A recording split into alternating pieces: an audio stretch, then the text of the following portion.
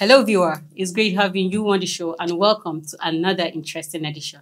You already know, talk show where they talk MCB. This is Viewpoint, and on the show we talk about anything and everything trending, ranging from entertainment to politics, health, education, lifestyle, power of community. You just name it.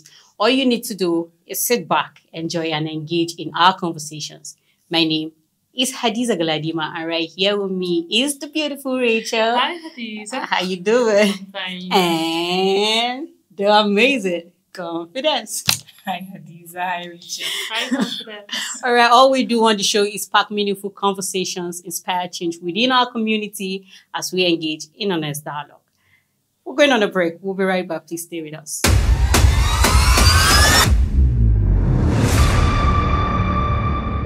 Welcome back, and thanks for staying with us.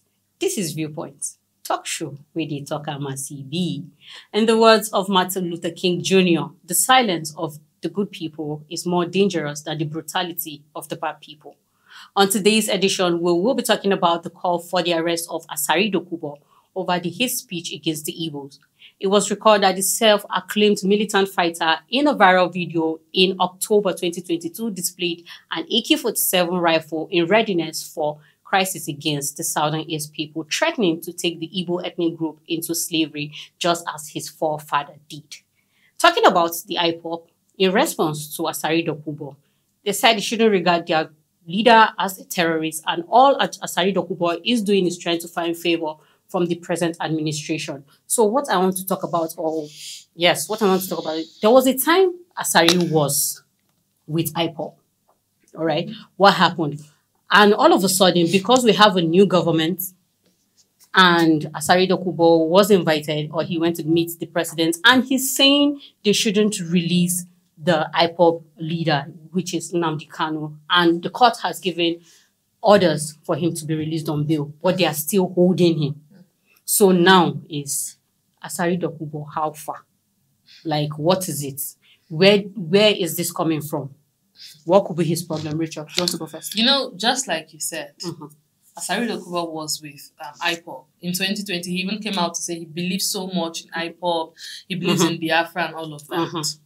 This same Asari Dokubo is coming out now to say different things. You know, just like I've been saying, Dokubo is just a petty political harlot. That's the word. Looking or seeking for attention. For every regime. From one regime to another regime. It's not new. You know, he's always flying about. Tactic. I don't know, seeking favor, whatever. I don't know what to call it now. But my anger and my pain is that for Asari Dokubo to be in the government house, in the villa, you know, saying all of these things with AK-47, with a rifle in his hand, saying all of these things, you know, and by now he hasn't been picked. You know, they've not questioned him, they've not arrested him. Then I'll say this. He has the backing? Yes, exactly. Exactly what's he has a backing. And that's why he has that confidence. He has the mind to come out to say those things, because he knows that even if he says things that are worse than that, nobody will question him. Okay, as regards that, since you said, is it that he's just trying to like stay relevant in every administration, because we don't get it? You were with these people and you're saying now they shouldn't release their leader, the IPOB leader, they shouldn't release their leader, because if they release Nnamdi Kanu, it is the highest form of impunity. And you are saying he is a criminal. He has a lot of lives were lost as regards his command. Saying that, and there was an interview whereby he made confessions that he had say in different security issues in different states, which is causing the lives of Nigerians, properties, and the lives of the citizens. If you are saying Nnamdi Kanu is a criminal, what makes you? What makes Asari Dokubo? How different are you? I think personally for me, I think Asari Dokubo is a confused person. Exactly. I watched some of his videos. I won't call it interviews because it's an interview. I carefully listened to some of the things he was saying, and I went through, most of the comments that, people were making on the page. And I've just gotten to the conclusion that, just like Rachel said, he's looking for favor. For a man who has been through different regimes, when Goodluck was in power, he had something to say. When Buhari was in power, he had something to say. Now Tinubu is in power and you're exalting the man. And even if most of the things he was saying in the interview, most of the things he was saying are true, what is your motive? It is not for me to exalt Hadiza. And it's not for me to say good things about Hadiza. What is my motive? And that's the question that should be asked. Then the other thing is the hate speech against an entire ethnic group is treason. And just like Rachel said, I don't know why the Nigerian government is he said treason. You understand? It's something that he should have been arrested for a long time ago. So for him not to be apprehended at this time, it shows you that probably he has the backing of the Nigerian government. Yes. He has the backing of the present administration. Because there was something he said. He said, if President Tinubu fails, we should hold him accountable. Who makes that kind of statement? As in loyalty or what? He had an interview with the Anambra State PDP chairman, and there were some things that the man said, and I was wondering, although he was, I don't know, probably trying to advocate for the Igbos, trying to give reasons and, would I say, placate the people, talk about his own opinions, and I was really shocked. He, at some point in his interview, he even said that the government probably sent Asari Dokubo out. It's not far from the truth. Because there were three things that were happening at that time.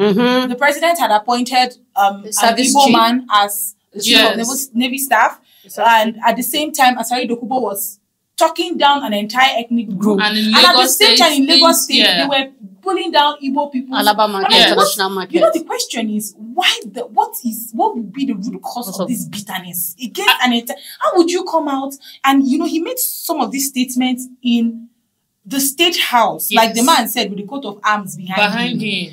You made such a statement. You were brandishing AK-47s. You were saying things like that. It's because, slavery is no longer involved. Like if you were given the opportunity, you would keep on doing. You called an entire ethnic group slaves, and then you would sell them. And they've not picked him up. And it is said that he also has this Igbo blood because his nationality is in question. Asari Dokubo is a confused person. His state of origin is in question. Even his name.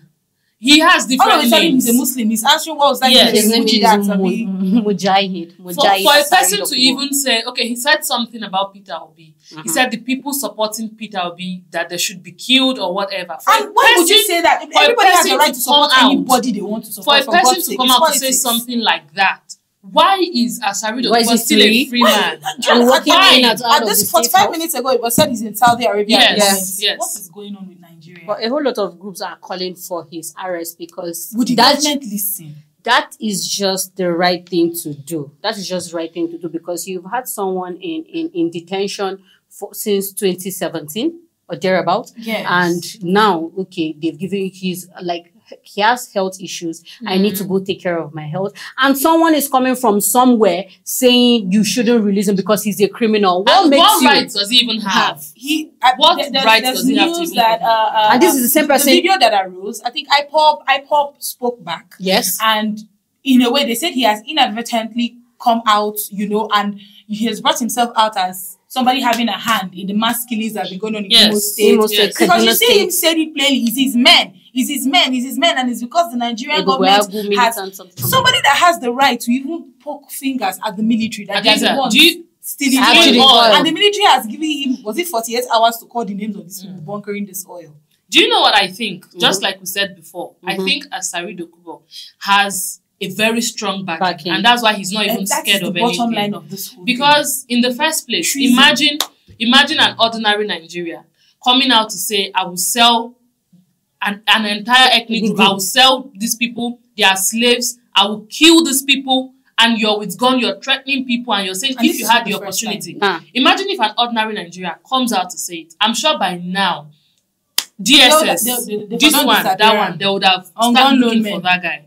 Even the police would have said something. Didn't he threaten a high court judge? That's what I wanted to say. In 2007. 2007. Yes, 2007, he threatened to kill a high court judge. And he's still working in Freeman. He's still working in Freeman. So people making such comments that anybody outside the country, anybody outside Nigeria will be wondering what is going on with the structure of government in this nation. Why such hate? The fact that I've heard, because I said before that his nationality is in question. Yes. State of origin is in question. You go even to his Google, name. Google, He said it's we from don't know where you're from. Like, Chief he said it's from Dan Rivers said State. his parents They're from before Abia. they were sold into slavery. They were from Abia. So his father resided in Obosi, went back to Calabar. If truly he's from Abia, because the Igbos actually called Asari Dokubo a betrayer. They called him a betrayer. They called him like a backstabber and everything because they feel, okay, you are our brother. You should be fighting for us. Yes, you should have this blood in you. So why go against us and why fight us? That's just so like now. The people who are actually calling for the arrest of Asari Dokubo, they are actually doing the right thing because for someone to come out and how can you subject people? Yes, how can you subject people to slavery? An entire ethnic But group. again, I think we are only looking at it from the angle that okay, Asari Dokubo is this and that. Why are we even blame? Why are we putting so much blame on him? Why are we not talking about the government who has not said anything, who has not done anything? Look, there is a leverage you give. There is this freedom, this freedom you give people to do whatever they want to do, and so they do it because they know nothing will happen. Other Nigerians cannot. So look, if he comes out tomorrow to say, "I will do this and I will do that," or these are the plans I have, we shouldn't blame him because if with all these things he said in the government house, in the government house, for Christ's sake, if all these things he said on an executive chair, if Tinubu has not come out to say anything. If the government has not come out to say anything, then I don't think we should blame Asari Dokubo for anything. He should just keep doing his thing. It is his thing, right? Let him keep doing it and let the government keep watching. I don't know. Because is the confidence. I agree with Rachel when she says he has the government, and not just Tinubu's government. Not just for every government, for every regime. In Buhari's regime, Chief Dan Olasi said to Buhari, and he made a statement about that, they were like a dot in, there was a way he put it. You know, he made a statement that the southern people did not exist. The southeast did not exist to Buhari. I personally think... So they are giving him this fire. They are blowing up this videos. I personally think Asari Dokubo has a secret against the government. Not just Tinubu's government. That kind of bitterness. So even if Tinubu leaves, if another government comes tomorrow, he's still going to say things and they cannot do anything to him. So maybe there's a secret. We don't even know. That's why I agree with that particular statement you made first. Patsy. So the question in our mind right now is, would the Nigerian government do the needful? Or it's just going to be business as usual? Because I feel, and most times he does that, like, does it do this just because, okay, as the next administration is coming, they will not hold me accountable for the things I've done in the past? Imagine doing... That's what I'm saying. Imagine that's what I'm saying for every regime. Imagine doing the appeal court hearing. Yeah. Asari Dokubo would take people who are looking like, in fact, would take people who looks like criminals, will take them to the court premises. And this person they will stay there and they will demonstrate. And he will be there and he will say things. Journalists will interview him. Asari Dokubo will be saying things. Look, treacherous things. I feel like I said, there's a secret this guy is holding. And the Nigerian government is backing. Yes. The Nigerian government because there's no reasonable government that always will make such a treacherous statement and would not call, like Rachel said, if he was an ordinary Nigerian. Even if it was someone in government. Imagine if a PDP person comes out to say this, they would have picked him up. Imagine if it was an APC, they might have suspended him. He has a motive. He has a motive. He wants contract. He wants something. As you're saying, he should have been picked up another because he even made reference to Bawa. He made reference to Then my own problem is, who are you? Exactly. Who are you? You're painting every other person black. Yes. That's why I said initially, even though most of what he's saying, let's say, okay, fine, they said the military is there are people bunkering this oil, doing this and that. Even if you're right, what are you? Yes. What category do you fall in? Who is Asari Dokubo? What should be your punishment? That should be so. Like now, we just want to know. Would the Nigerian government, I'll ask it again, would the Nigerian government do the needful or it's just going to be business as usual? But we'd like to hear from you, to our viewers, your take as regards the call for the arrest of Asari Dokubo. All right, we will be going on a short break. We'll be right back. Please stay with us.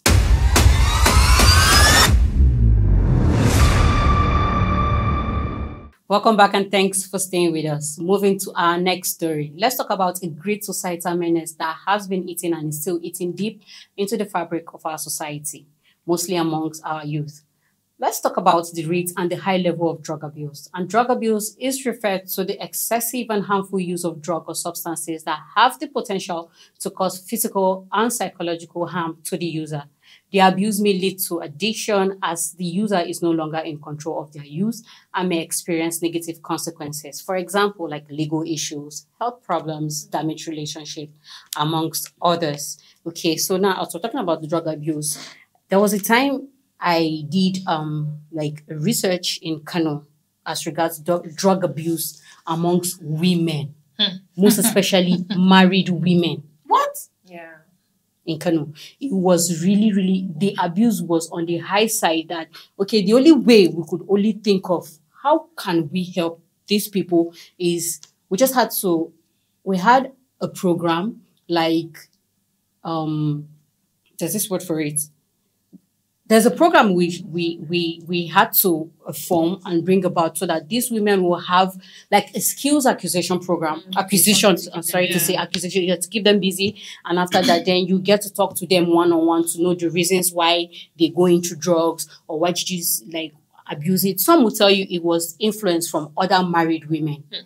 Yes. Some will tell you is negligence. Some will tell you is like maybe they were depressed because of one problem or the other, some marital problems or family problems, like that. So I was there like, okay, even if you need to solve a problem or you need to get over some things, does it have to be drugs? And apart from that, okay, that's for Kano and that's for the women in Kano. What about our youth on the streets? Where most people now you hear onkolos. Yes. What is onkolos?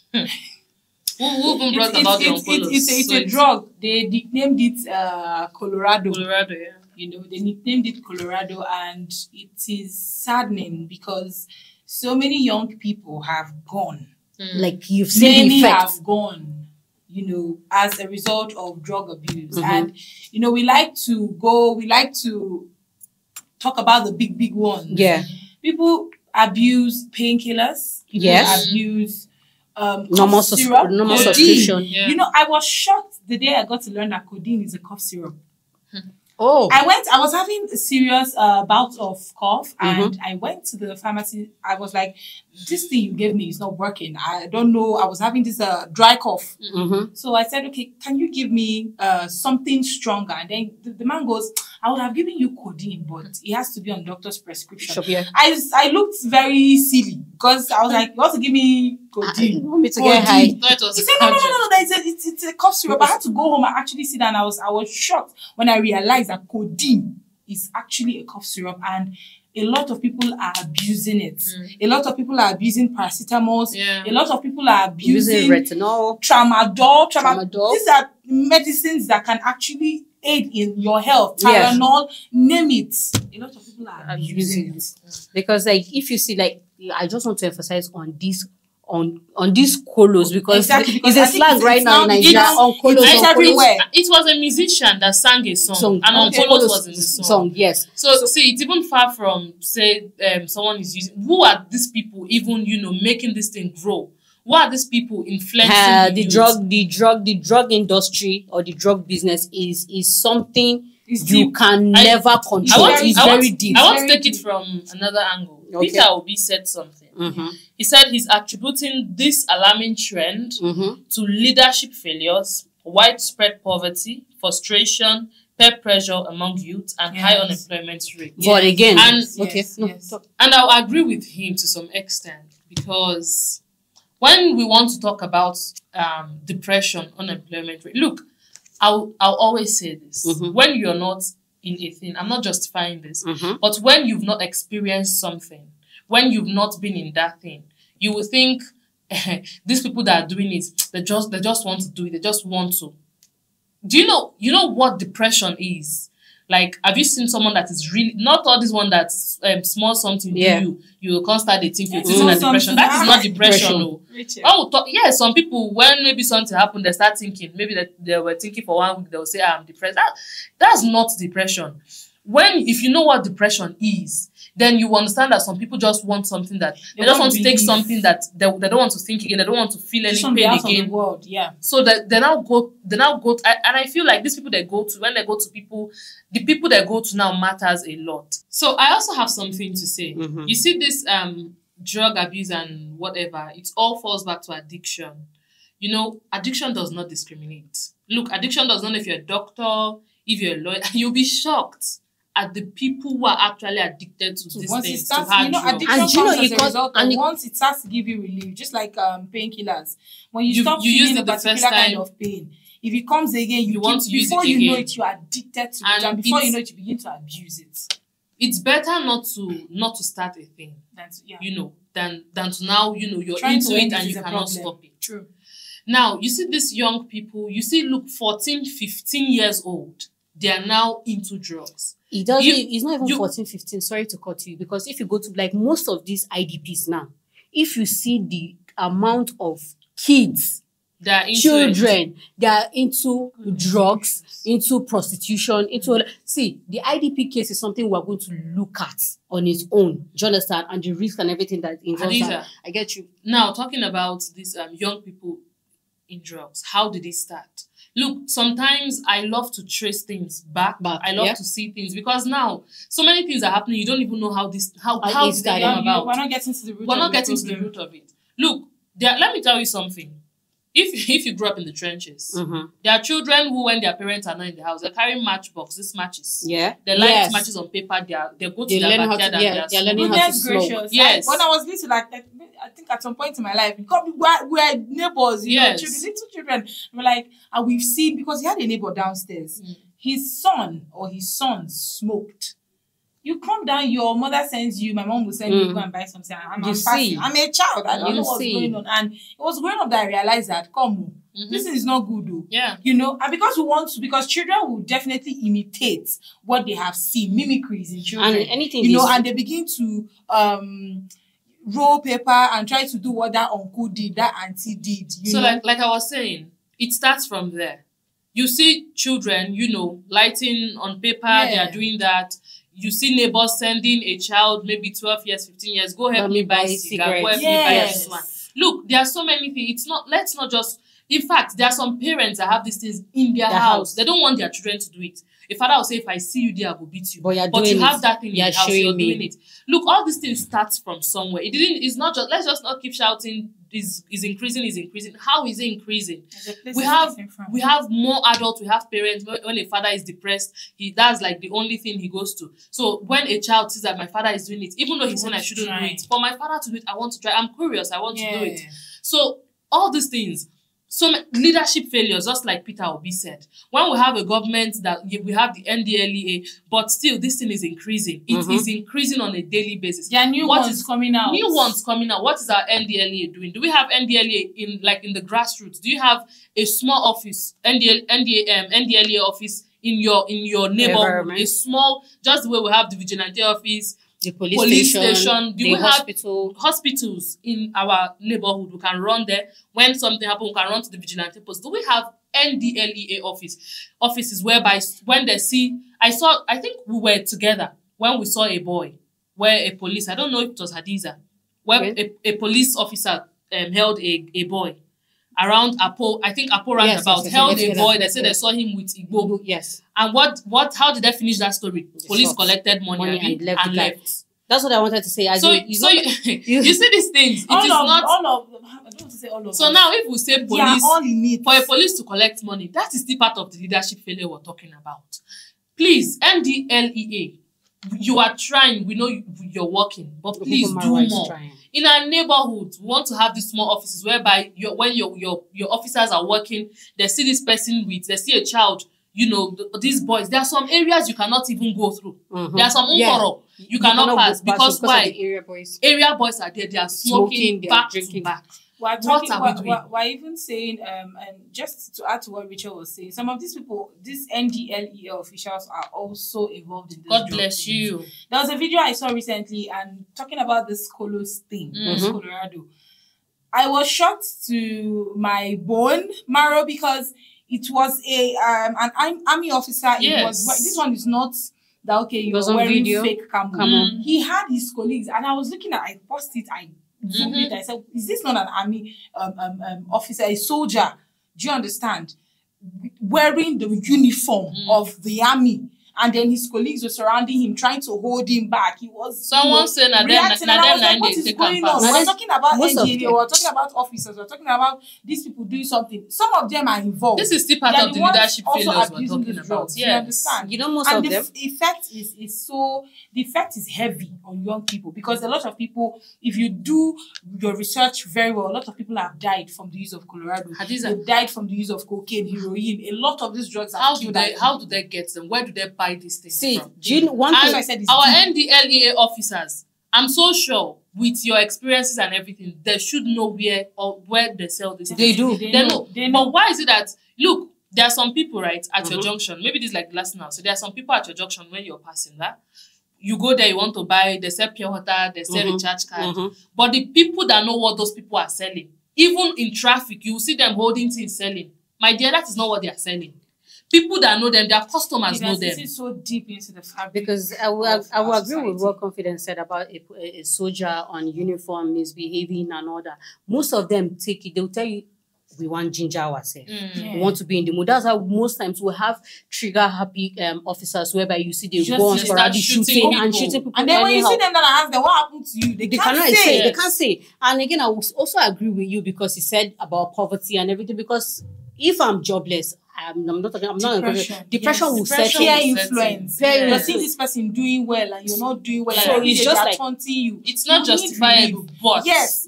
When you don't have most of those street boys, when you don't have a job to do, when you don't have anything to do, the only thing you wake up is okay. I can invest my time in is instead of committing suicide. You know, instead of taking your life, you decide let me just be out of this world. It's just continuous use of it will definitely lead to death. So like we all know, it's very, very detrimental. Drug abuse is detrimental, and it has effect on both the individuals and the society at large. So it is vital for individuals to seek support and treatment. To create a healthier and safer society, the country needs to implement effective policies, like you said, the NDLEA and all that, that will address the root cause of drug abuse in the society, like prevention programs where the government needs to really invest in prevention programs, all right? The law enforcement, like Rachel rightfully said, like we have the NDLEA, the police and everything, do the needful. It's not just about arresting these people. Okay, arrest them, take them to the right place they need to be taken to, and not just arrest them. They should also checkmate their officials as well. And not just arresting and seizing the goods or paying fine or going to jail and all that. That will not stop it, okay? So that's all we have for you on today's edition of Viewpoints. You already know. Talk show where they talk out as EB. We really do appreciate you and your time greatly. Let's do this again. Same place, same time. Make it your favorite by following all our social media handles displayed on your screen for more exciting and explosive episodes. Be a part of our community. We would love to hear from you as always. So do subscribe, like, comment, and share. Also click on our notification bell on YouTube at Oweleketv. Our website is oweleketv. My name is Hadiza Galadima, and I'm Rachel Apioye. I'm confident to go. Thanks for staying with us. See you next time.